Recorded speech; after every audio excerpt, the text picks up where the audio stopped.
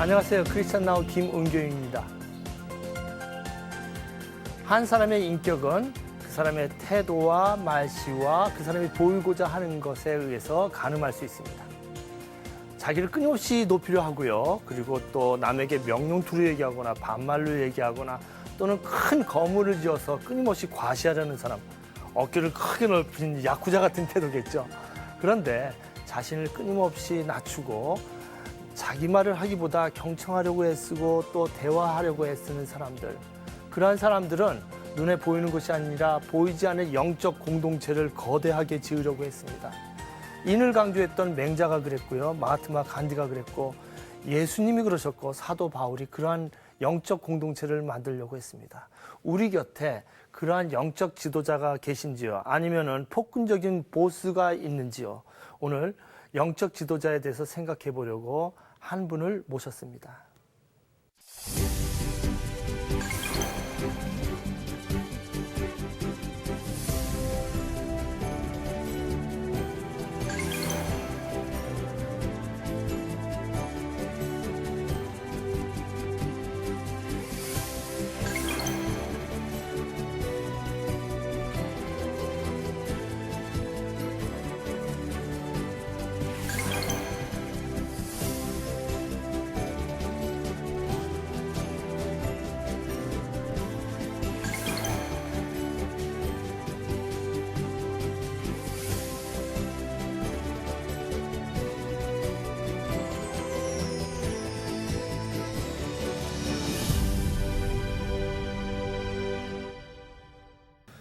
그간 한국교회에 복음주의 4인방이라고 불리는 어르신들이 계셨습니다.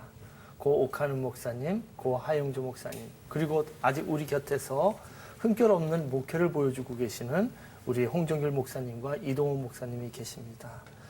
은퇴 후에도 지치지 않고 계속해서 그 귀한 삶을 보여주시는 우리 홍정길 목사님을 오늘 모셨습니다. 목사님 감사합니다. 네, 감사합니다. 안녕하세요. 그리고 변함없이 우리 뉴스엔조의 김종희 대표 나오셨습니다. 네, 안녕하세요. 예. 목사님, 목사님 이제 은퇴 후에 어떻게 지내시는지요, 요즘에? 어제도 우리 선교사 그 은퇴 마을 거기 다녀왔습니다. 네. 그게 이제 같이 공용으로 쓸 건물 네. 짓고 내년부터는 은퇴하시는 선교사들 그 주택을 짓는 일을 하려고 그럽니다. 예. 예, 그래서 요즘 그 일에 이제 좀 집중하고 있고, 또 이 다음 주에 우리 교회는 전통적으로 그 고향 방문이 아니라 고려인 방문합니다. 그래서 고려인? 네. 예, 블라디보스톡에 네. 가서 고려인들 추석마다 가서 만나는데, 네. 근데 또 경사스러운 건 국제학교를 세운 것 네. 신관 건축공사가 끝나서 봉헌식을 네. 19일 날 하게 됩니다. 예, 예. 그래서 그 두 가지 일로 조금 바쁘게 근래 지냈습니다. 미랄 학교를 이제 짓기 시작하셨잖아요. 예, 예. 짓고 사실 말씀 들어보면 한 400억 규모의 그 예. 학교를 지었다고 하셨는데, 근데 그거를 교회에서 보통 이제 장애인 사역을 할 때도 교회에서 좋은 시설을 만들어 가지고 학생들을 잘 케어해도 좋을 텐데 그게 아니고 그 학교를 그만한 돈을 들여서 지어서 그 재단에다가 이제 헌납을 하신 셈이잖아요. 네, 네. 그렇게 하고 이제 교회가 들어가서 그 공간을 쓰게 되는데 그렇게 하신 특별한 이유가 있으셨나요? 그건 저희가 그렇게 그 서로 의논해서 결정한 것이 크게 두 가지 있는데, 한 가지는 2부 예배 이상은 안 드린다. 그러면 교회 개척하자. 그거 하나고요. 또 하나는 그 우리 교회 재산 갖지 말자.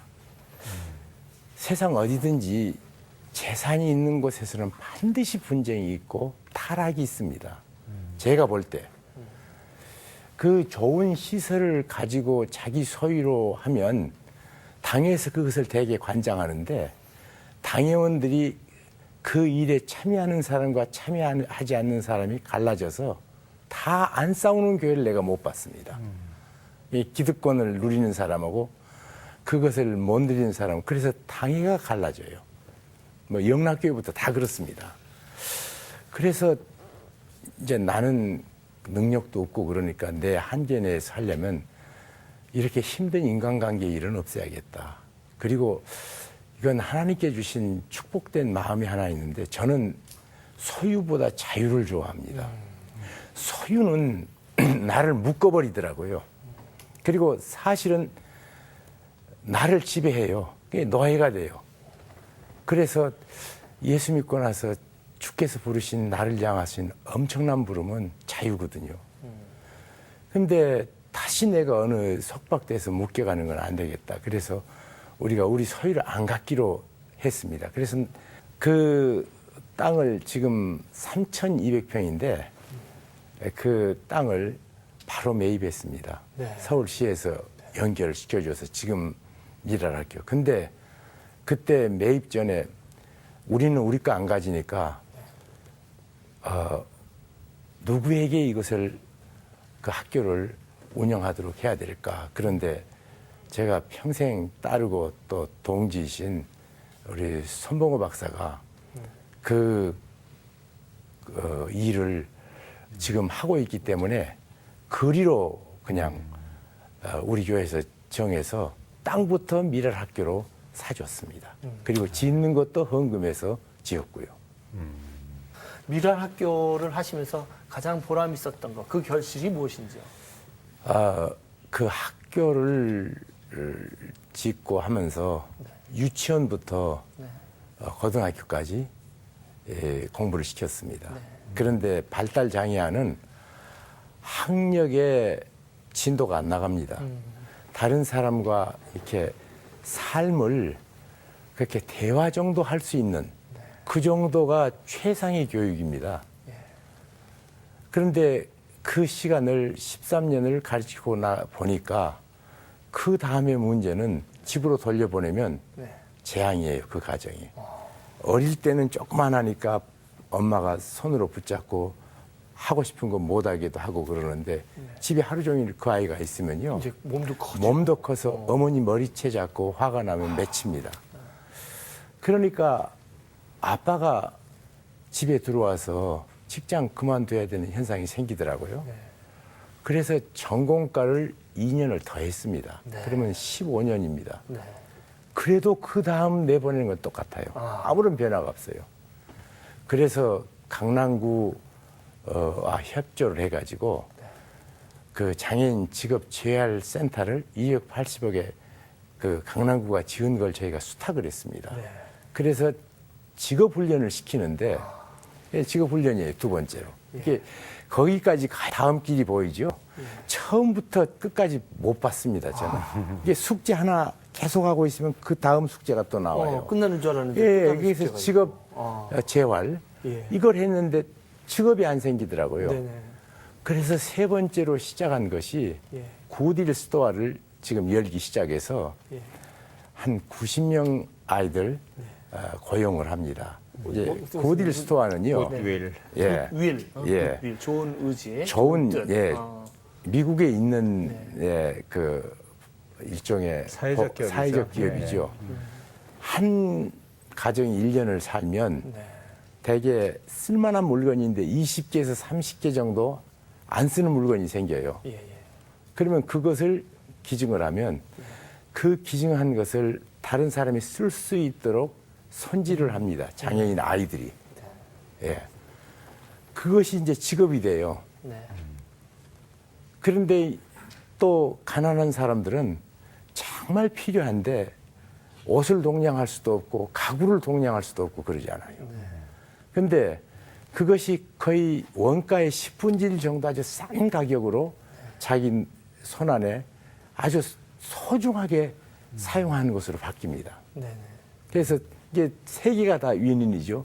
네 번째로는 마지막 그 뭐 1,000원, 2,000원, 3,000원짜리 옷을 사가는데 이런 팻말이 붙어 있습니다. 기하께서 지불한 이 금액은 이달 장애인들의 급료입니다. 자기는 돈이 없어서 아무것도 못한다고 생각했던 사람이 거기에 와서 사주는 것이 장애인들에게 도움이 된다니까 그렇게 좋아해요. 네. 그래서 송파에 한 달에 지금 매출이 1억 훨씬 넘습니다. 네. 그 스토어 하나에. 예. 그리고 지금 도봉이 한 5천만 원에서 6천만 원. 지금 이제 새로 시작을 했습니다. 한 석 달 됐나? 그래서 그걸 지금 전국적으로 키워가려고 듭니다. 그래서 이제 직업을 줬습니다. 그런데 진짜로 더 어려운 문제는요. 우리 장애인 부모님들하고 기도회를 하는데 내가 한번 들어가서 충격을 받았습니다. 뭐라고 기도하는 거니? 한 분이 주님, 내가 주님 앞에 가기 전에 1년 전에 내 아이를 데려가 주세요. 울면서 기도하는 거예요. 세상에 어떤 부모가 자기 눈앞에 자식 죽으라는 기도를 합니까? 네. 그런데 내가 장애인 학교를 해보니까 그게 사실이에요. 네네. 그러면 그 부모님의 피눈물 나는 기도 해답이 없습니다. 지금까지 줘도. 그래서 그 다음에 그룹홈을 하고 있습니다. 그 장애인들을 4베드룸, 4개 방을 가진데 한 건강한 가정이, 헌신된 가정이 살면 네. 방 3개에 2사람씩 장애인들이 삽니다. 네. 그게 그룹홈입니다. 그래서 월요일부터 금요일까지는 같이 살고요. 네. 토요일, 주일은 부모님에게 보냅니다. 네. 그랬다가 만약 아직 그런 가정이 없는데 부모님이 돌아가시면 네. 이제는 이게 가족이 돼요. 네. 결혼도 못한 사람들이 많으니까. 네. 그래서 이 장애인들이 평생 살아야 할 이 라이프 이 사이클을 4단계로 만든 것이 네. 제가 이 장애인 사역하면서 딱 20년 걸렸거든요. 네네. 이제 15년 동안은 교육만 시켰어요. 예. 아니, 이게 그때까지도 직업 소중한 건 몰랐죠. 왜냐면 맨날 아이들 보니까. 네. 근데 그 다음에 나오던 20년째 이거 이제 완성을 해서 다른 사람들도 따라 하더라고요. 우리가 이제 하면 따라 하니까 많이 따라 하겠죠. 근데 목사님, 거기서 끝나지 않고 1993년에 평화 통일을 위한 남북 나눔 운동을 지금 20년째 하고 계세요. 예, 예. 그 말씀하시기 불편하고 또 감춰야 될 부분이 많으실 줄 아는데 하시면서 느꼈던 점 간단히 좀 말씀해 주시면 합니다. 사실 이 전 정권들 김대중 정권 때부터 그 남북 교류가 상당히 활성화됐고 노무현 정권을 거쳐오면서 그것의 역반응으로 이명박 정권 때는 그 모든 일이 좀 막혀 있었습니다. 근데 많은 사람들이 이렇게 막혀 있으면 아무것도 할 수 없다고 그러는데 찾으면 있습니다. 근데 우리 그리스도인들이 끝까지 응시해서 할 수 있는 걸 찾아야죠. 어렵다고 포기해버린 경우가 너무 많은 것 같아요. 첫째로 했던 것이요. 2살 이하 된 아이들에게 그 이유식을 공부하는 일은 할 수 있습니다. 거의 설득하고 싸우다시피 해서 저희가 인도 지원, 특별히 영유아들을 향한 그 영양식 지원은 계속 그렇게 허락을 받았습니다. 네. 제가 그렇게 했던 데는 한 외국 여인의 그 눈물을 흘리는 호소 때문이었습니다. 평양을 가면 봉수교에서 예배드리는데 그 유엔 식량기구의 책임자였던 와인가르트는 씨가 거기 있었는데 그 부인이 토론토 대학 교수입니다. 네. 간호학 교수예요. 이분이 1년 안식년을 자기 남편 귀임할 때 맞춰가지고 안식년을 평양에 지냈습니다. 저는 얼굴밖에 예배당 알지 못합니다. 그런데 그분이 지나가시면서 한국으로 오셨어요. 오셔서 이렇게 얘기하는 겁니다. 목사님, 이 얘기는 한국교회가 반드시 들어야 될 얘기입니다. 그래서 내가 목사님 찾아뵙니다. 무슨 얘기입니까? 그러니까 자기들이 얼마 전에 그 유럽 의사회 그리고 평양 보건성 당국 그리고 거기에서 일하는 의료 NGO들 책임자들이 삼자연합으로 어린 아이들 영양 표본조사했대요. 네. 2살 이하 된 아이들. 그런데 한 3, 4천 명쯤 했는데 스톱을 시키더래요. 자기는 그래서 매일 그 숫자들을 그 기록을 따로 이렇게 조용히 해놨답니다. 근데 모든 서류를 다 가져갔어요. 그 서류를 이렇게 보니까 절대 영양 결핍, 절대 영양 결핍이라는 것은 영양 결핍으로 인해서 목숨이 위태하든지 장애가 유발되는 것을 절대 영양 결핍이랍니다. 16.8%가 나오더래요. 근데 나는 이렇게 숫자에 약하니까 16.8%를 뭐 느낄 수가 없었습니다. 그런데 그분이 무슨 얘기하는 거니? 16.8%인데 자기 남편이 소말리아, 루안다, 에티오피아 그쪽에서 가서 일할 때 보면 전쟁 중에 살아서 간신히 온 사람들 조사해 보면 12% 정도 나온대요. 그런데 16.8%가 나온다는 거예요. 근데 그것도 나는 12점 또 16.8 나는 개념이 없으니까 그러는데 이분이 뭐라고 말하는 거니? 목사님, 남쪽에 오면 인종이 북쪽과 달라지는 모습을 봅니다. 인종의 변형입니다. 우리는 영양 넘쳐서 가지고 너무 크게 웃자라고 저기는 1m 50 정도로 자라고 제가 그 말 들을 때는 아차 하는 생각이 들었습니다. 왜냐면요. 지금 우리나라는 액센트만 달라도 원수시하는 나라예요. 근데 모두 입만 다물고 있으면 어디 사람인지 모르잖아요.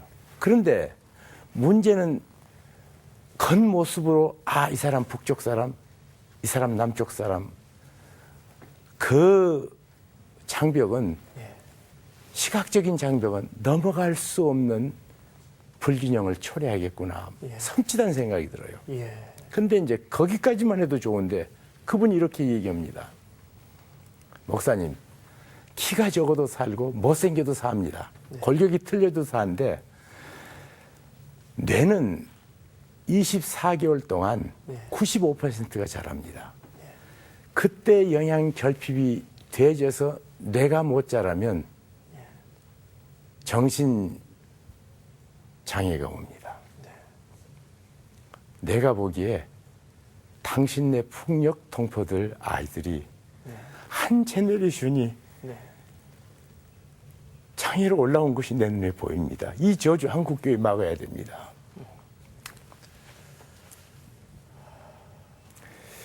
그래서 그때까지는 내가 뭐 북한을 도와야 되냐 말아야 되느냐 해봐도 성과도 없고 도무지 목표도 모르겠고 그래서 그만두다가 그 다음부터는 북이 찬해도 북을 갔고요. 그리고 아이들에게 영양식을 공급하는 루트를 열어준 만큼 다른 것도 더 덧붙여서 주면서 그걸 키워나갔습니다. 그래서 그거 할 수 있고요. 그래도 몸부림치며 교제해야 됩니다. 왜냐하면 지금 서독이 20년 그 통독돼서 이제 통독과 넘었습니다. 50년 되면 모든 것이 다 공개되는데 20년 지나면 자기가 했던 일은 공개돼요. 자기 것은 볼 수 있어요. 근데 보면 자기 기록을 보면 서독교회가 동독교회를 돕는 것을 쭉 이렇게 추적해서 해보니까 60%는 속았더래요. 그리고 한 10%만 정확하게 갖고 그리고 그 다음 것들은 이제 반반 7대3 이렇게 도와줬더래요. 그런데 문제는 그 사람들이 그 통로를 통해서 서독을 배웠다는 거예요.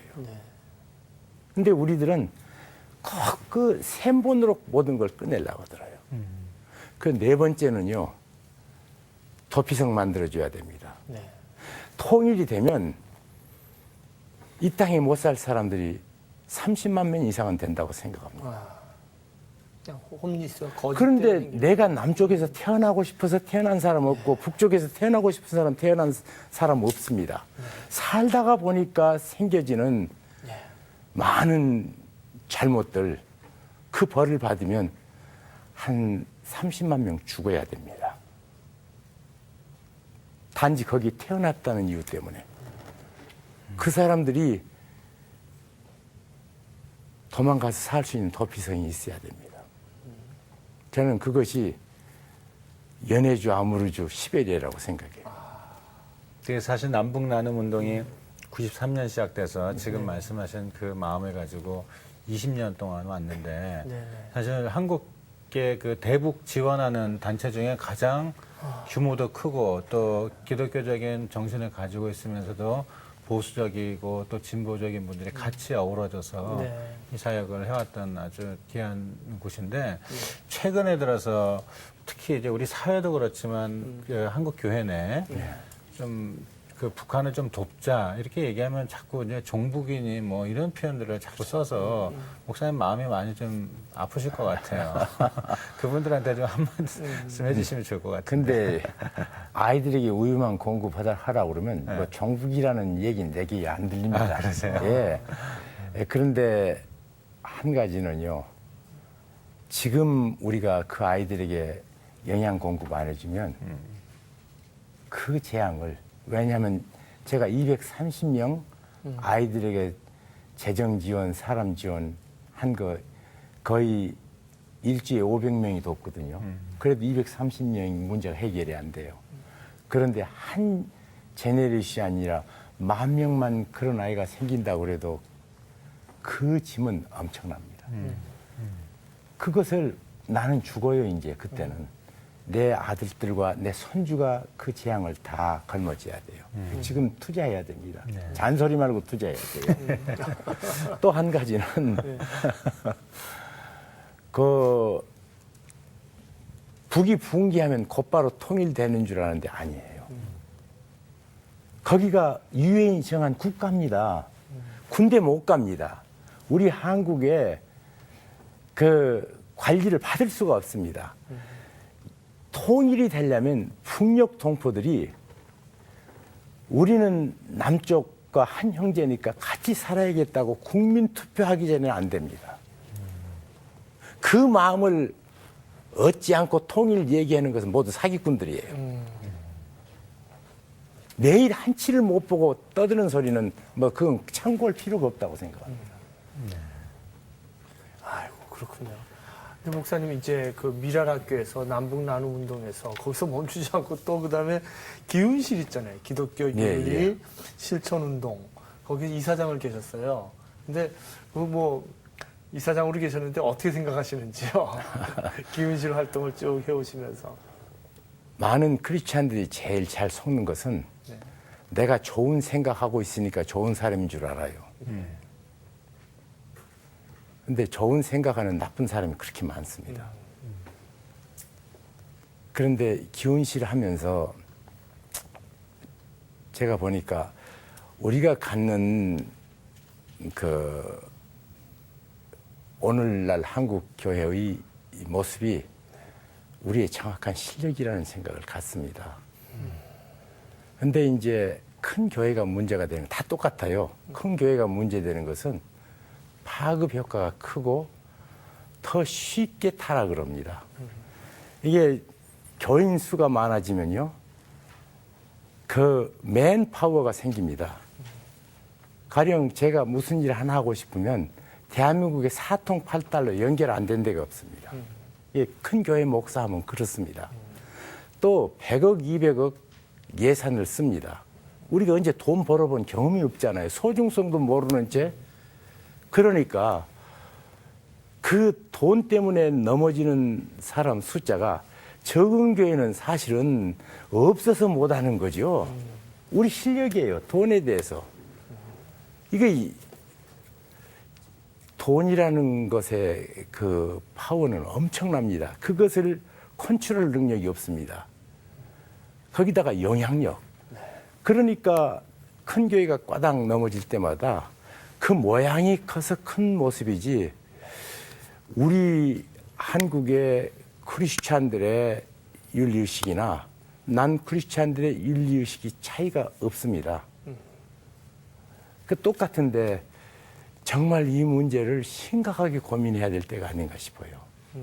한국 교회 상황이 이렇게 심각한데 목사님 그에 반해서 목사님의 40여 년 사역 그리고 목회에 대해서 만약 목사님께서 좀 평가를 하신다면 어떻게 하실 것 같아요? 우리는 아까도 말했듯이 어디까지 왔느냐지 성공 실패는 없는데 그러나 결론적으로 실패했구나 하는 생각이 들어요. 제가 예수 믿고 나서 지금까지 딱 두 가지 원리가 제일 중요합니다.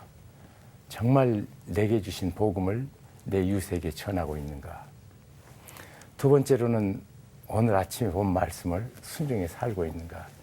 저는 신학도 모르고 뭐 공부도 많이 안 해봤고 그래서 이 두 원리를 지금까지 살아왔습니다. 잘 못해도. 그래서 이제 우리 시대는 교회를 개척하니까 사람들이 몰려든 그 교회 번성 시기인데 이 시기에 당시의 교회는 율법적이었습니다. 교회 댕기는 것이 구원이라고 생각할 때 저희가 교회를 했기 때문에 저희들 보고 지금 복음주의 그래요. 그래서 나는 복음주의는 개인전도 할 줄 알고 성경 공부하는 게 복음주의라고 그렇게 생각합니다. 나보고 자꾸 그 말하니까 나는 그거밖에 없는데. 그래서 이제 좋은 교회를 되려면 롤 필요하다. 그 롤 모델로 로버트 슐러 목사 그리고 제 카일 교회 그 목사님 그 시카고에 있는 그리고 또 척 스미스 목사 갈보리 교회 이 세 교회가 저희 시대 롤 모델이었어요. 그런데 그 다음 보니까 또 이제 그 한 20년쯤 지나가면서 존 맥카드하고 또 몇 사람 또 수인돌 이런 사람들이 또 그 롤 모델로 있더라고요. 요즘은 리 고렌하고 빌 하이벨이라는 말이에요. 그런데 제가 제 목회 40년을 뒤돌아보고 또 그분들을 볼 때 그분들이 예배당 크고 교회 많이 모인 거에 왜 뭐가 다르냐 말이지. 네. 그런데 그 허상을 내가 쫓아왔어요. 네. 지금도 크고 그뿐이에요. 네. 옛날에 로버트 슐러가 크던 것을 오늘날 빌 하이벨이 크고 네. 옛날에 척 스미스 목사가 영향력 있었던 것을 리 고렌이 영향력 있다고 그러고 뭐 대통령이 만나주는 사람이라고 또 그걸 되게 자랑하더라고. 네. 그게 왜 자랑할 것인지 모르겠는데. 이게 허상이란 말이에요. 그 사람들의 목회의 진정한 열매가 뭐냐고 말이에요. 예. 근데 내가 이게 겉모습, 목표가 잘못 설정됐어요. 네. 그래서 그런 점에서 실패인데, 그래서 그 사람들이 하는 제자 훈련도 해보고, 그 사람들이 하는 선교도 열심히 했고, 근데 이제 우리는 속아서 거기까지 온 것이 이제 우리가 할 수 있는 전부였습니다. 문제는 다음 사람이 그래서는 안 돼요. 네. 예. 우리는 모르고 여기까지 왔는데, 그게 속지 말았으면 좋겠어요. 네. 예. 정말 한 영혼을 원천하보다 귀하다는 말이 무슨 말인가 아는 목회자들이 나와야 돼요. 네. 목사님께서는 방금 실패다 이런 표현하셨고 그러게 말씀이에요. 또 지난번에 오카는 목사님도 이제 은퇴하시면서 내 목회는 실패다 이런 표현하셨거든요. 그래서 제가 좀 당황스럽기도 한데 그건 이제 자기 자신에 대한 이제 아주 겸손하고 정직한 고백이라고 생각하고 후배들은 그걸 보면서 좀 정신은 차려야 되겠죠. 아, 저분들께서 저렇게 하시면서도 그 실패라고 말씀을 하시는데 우리는 정말 정신 차려야겠구나. 이제 그런 좀 각성의 말씀으로 받아들이면 좋겠고요. 그 지금의 한국교회 상황 목사님 굉장히 많이 좀 참담하실 것 같아요. 한국교회 상황을 보시면서. 그러면서 또 한편으로는 같이 동역하셨던 오카는 목사님이나 또 하용조 목사님, 또 지금 같이 계신 이동원 목사님 그런 어떤 우정과 그런 관계가 굉장히 더 의미가 있다고 생각이 들거든요. 저는 그 네 분께서 어떤 사역에 동역을 한 것도 굉장히 큰 의미가 있고 코스타와 같이 이제 그렇지만 또 굉장히 어떤 인격적이고 서로를 뭐 신뢰하기도 하지만 또 때로는 질책도 하고 그런 관계였던 걸로 알거든요. 그 부분에 대해서 좀 말씀해 주시면 좋을 것 같아요. 저희들이 그렇게 서로 바쁘니까 전화로 얘기를 평소에 많이 합니다. 그러다가 시간이 네 사람이 딱 맞으면 야 모이자 그래요. 네. 한 번은 그 북한 네 사람이 간다고 그래가지고 초청장이 와서 일주일을 북경에 같이 있을 때가 있었어요. 근데 아침부터 저녁까지 있는데 참 감사한 것은 좋아한다는 게 그거 같아요. 같이 있으면 뭐 말이 없어도 좋고 옆에 있으면 그이 든든하고 서로가 격려되고 침묵이 어색하지 않은 관계. 그렇지. 그에 북한을 못 들어갔습니다만은 그때 이제 참 여러 에피소드가 있었습니다. 근데 그 다음에 하나 내 마음에 지금도 우리 옥 목사의 한 면모를 좀 소개하고 싶은 건 어느 날 그 어느 설렁탕 집에 우리 부부 8명이 모였습니다. 근데 그때 그 파란 그랜저가 처음 나왔을 적에 그랜저를 타고 오셨어요. 제 아내가 남의 일 참 간섭 안 하는 여자예요. 근데 그날따라 에이 목사님 넘어오셨네 하고 찡그리더라고요. 그 차를 보고. 그러니까 앉자마자 얼굴이 벌개가지고 이 차 내가 살려고 했던 것이 아니고 뭐 어느 장로님이 그냥 사서 맡긴 거고 그러고 막 장황하게 그냥 어쩔 줄 몰라 그래요. 그 내가 집에 와서 제 아내 보고 당신 아니 목사가 차 산 거 갖고 왜 그래? 그때 나는 뭐지 조그마한 차 프라이드를 탔어요. 내가 참 자랑할 것이 없어서 프라이드가 없는 사람입니다. 그래서 자동차라도 프라이드를 하나 가져야겠다 해서 이제 그 차 타고 있을 적에 이제 아마 내 아내가 뭐 때문에 그렇게 얘기를 했는데 열흘 후에 그 차 팔아버렸습니다. 그리고 작은 차로 바꿨어요. 이게 옥하는이에요. 그리고 지금 참 그리울 때는요. 내가 나이가 들어가는데 나는 의식도 못하는데 원로라는 말을 쓰고 어디 가서 나를 꾸중하는 사람이 없어요. 우리 네 사람이 있으면요. 이 아픈 소리 이렇게 아픈 소리 했습니다. 근데 지금 내게 가장 큰 손실은 나를 꾸중할 사람이 없는 것이 제일 큰 손실 같아요. 그리고 보고 싶고 그때마다. 목사님 그 꾸중해 주실 만한 분이 없으셔서 아쉬운 것처럼 목사님 후배들 이제 그 대신에 목사님께서 그렇게 꾸중을 좀 해주셔야 돼요. 그 이제 어른이시라고 이렇게 물러설 게 아니고 더 지금 그런 꾸중과 야단이 필요한 때가 아니겠어요.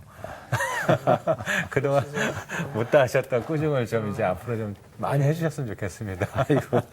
이 방송 이동원 목사님이 보시면 꾸중을 하셔야 될 것 같습니다. 이동원 목사님 지금 나 만나서 계속 하여튼 머리 비비고 또 뭐 아픈 소리 하고 그럽니다. 또 이 말 한 것도 이제 보고 나면 얼마나 많이 나를 꾸중하시는지 쓸데없는 소리 했다. 예, 정말 참 서로 질책할 수 있고 야단칠 수 있는 영벗 그런 관계였던 것 같습니다. 근데 목사님 이제 시간이 많이 지났는데요. 이렇게 목회를 하시면서 가장 좀 후회스럽고 아쉽고 이거는 좀 잘했으면 좋았을 뻔했다. 특별히 생각나시는 게 몇 가지 있을까요? 내 자식들이요. 신학교 입학하니까 목회하게 원리가 가사불고더라고요. 가사? 네, 가사 가정 불고. 일은 생각하지 말으라고. 옛날에 또 CCC에서도 일할 고려할 적에 것이구나. 목숨 걸고 일한다고 생각을 했는데 목회도 그렇게 했습니다. 그런데 내가 내 아들이 그 큰아들 결혼할 적에 전날 밤 내 아이에게 너 나랑 살면서 가장 가슴 아팠던 것이 어떤 거냐 그러니까 얘가 울기 시작하는 거예요.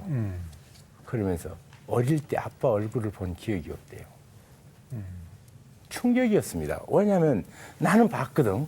새벽기도 갈 때 아이 머리맡에 잠깐 기도하고 가고 저녁에 11시쯤 12시쯤 오면 아이가 세컨세븐 자고 있으면 제안이랑 손잡고 기도하고 나는 봤는데 그 아이가 나를 못 봤다는 걸 몰랐어요.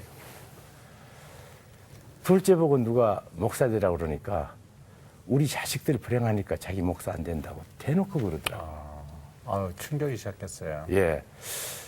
그거 하나가, 그래서 걔들이 아빠가 잘못해서 사실은 아무도 대신할 수 없는 아빠의 사역을 내가 못했어요.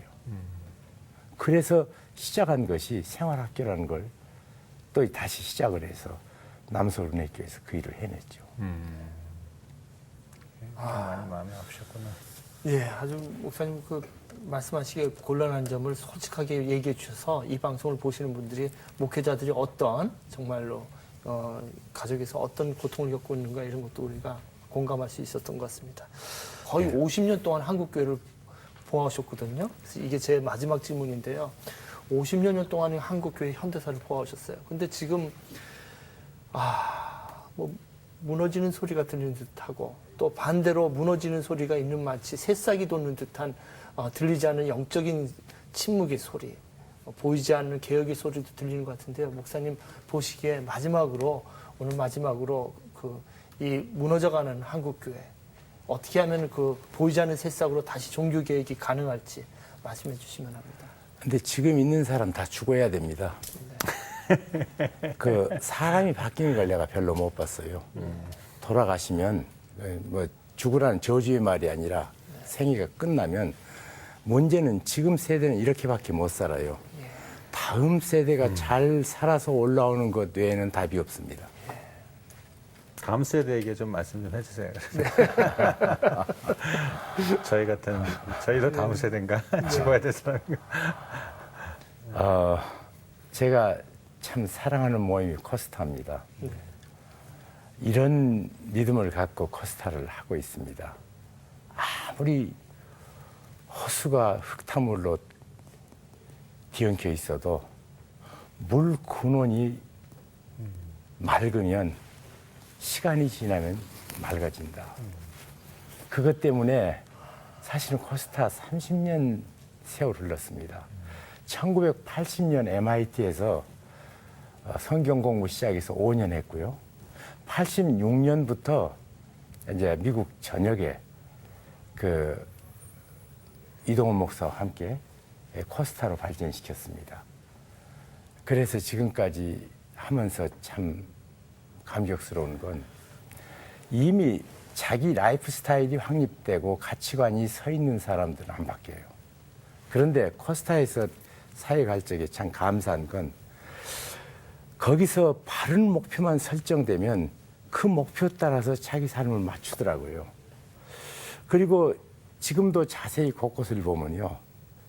평신도들 가운데 그 바로 살려고 몸부림치는 그 코스타 때 받았던 삶의 목표를 자기 삶에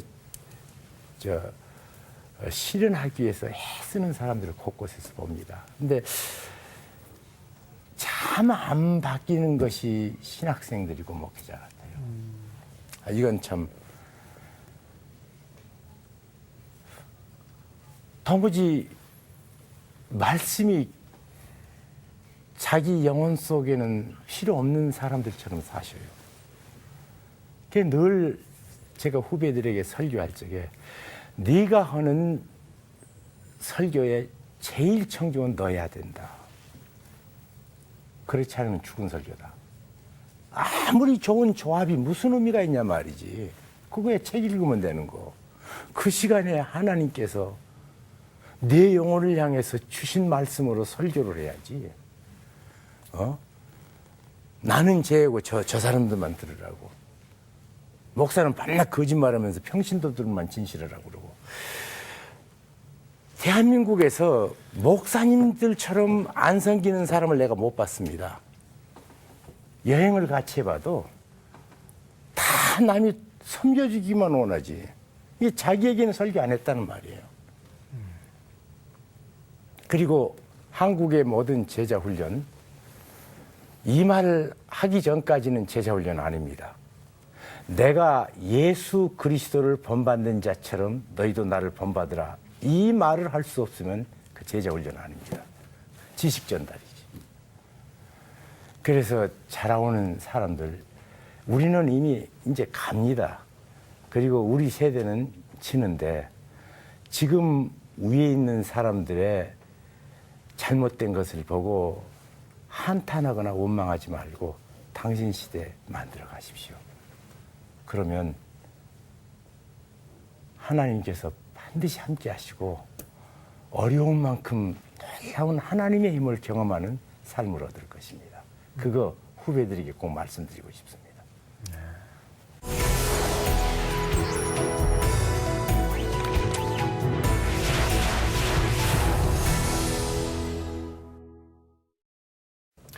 네, 오늘 방송 목사님 하시는 말씀을 다 밑줄을 치고 또 괄호를 치고 싶은 그런 말씀을 하셨어요. 아유, 이렇게 진행하면서 이렇게 코끝이 시큰거려서 감정을 억제하느라고 굉장히 어려웠습니다. 여러분 어떠셨어요? 저는 두 가지가 기억이 드는데요. 목사님께서 그냥 눈에 보이시는 큰 건물을 짓지 않고 보이지 않는 미랄학교, 또 여러 북한 남북 나눔운동, 허상을 쫓지 않는 그런 목회를 하신 것 같아요. 그다음에 두 번째 제가 마음에 울렸던 것은 야, 이것이 설교구나. 인터넷에서 여기저기서 짜집기 하는 그런 예화 짜집기에서 얘기하는 설교가 아니라 그냥 어제 했던 삶을 그대로 말하는 것이 저것이 진짜 설교구나 하면서 야, 이것이 정말 기독교인의 프라이드구나 하는 자신감을 느꼈습니다. 여러분 이 방송까지 보시면서 자부심을 느끼셨죠? 예, 프라이드를 우리 가지십시다. 오늘 여기까지 하겠습니다. 여러분 여기 유튜브와 팟캐스트와 홈페이지 주소가 있는데요. 이 방송 진짜 많이 봐야 될 것 같습니다. 여러분 오늘 여기까지 하겠습니다. 다음 주에 뵙겠습니다. 감사합니다. 감사합니다. 수고하셨습니다. 아유 목사님. 아이고 감정을 억제하느라고 너무 힘들었어요. 너무 좋은 방송이었어요. 너무 고생 많았고 요즘은 더 이제 긍정적인 좋은 일에서 좋아요. 지금 제 얘기할 때마다 목사님 말씀 감사합니다. 감사합니다. 근데 그 아드님이랑은 화해하셨어요. 그래서